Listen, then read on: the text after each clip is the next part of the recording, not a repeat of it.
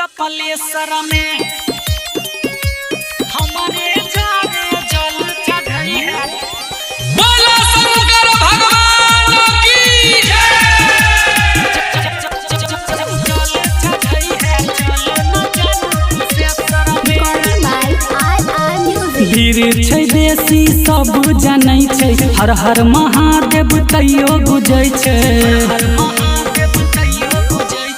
वीर छै देसी सब जानै छै, हर हर महादेव तैयो गुजै छै। रैहन बेसी परेशर में हमरे जरे जल चढ़ई है।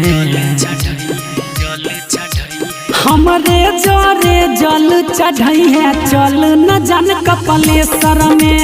हमरे जरे जल चढ़ई है चल न जान कुशेश्वर में। कपलेश्वर में हमारे जाने जल चढ़ई है। जल चढ़ई है जल न कपलेश्वर में। जलवा चढ़ाबै के तू कले सब तैयारी गे, हाथ पकड़ हम करे जल ढारी गे। जलवा चढ़ाबै के तू कले तैयारी गे, हाथ पकड़ हम करे जल ढारी गे। चेला छियै परमानेंट गे ओकर रैहन बेसी परेशर में। हमरे जरे जल चढ़ई है।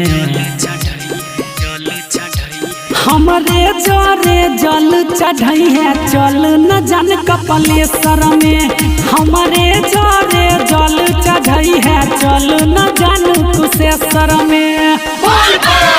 कपलेश्वर में हमारे जाने जल चढ़ई है। जल चढ़ई है जल न कपलेश्वर में। Recording by RR Music. कहौ घन श्याम संगे जबहि जाती प्यारी गे, किस्मत बदल देतौ भोला भंडारी गे।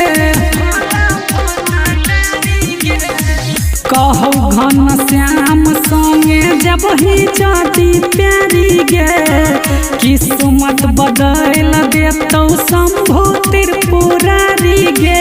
राइटर राजा रहतै गे संगे रैहन बेसी परेशर में। हमरे जरे जल चढ़ई है। हमरे जरे जल चढ़ई है चल न जान कपलेश्वर में। हमरे जरे जल चढ़ई है चल न जान कुशेश्वर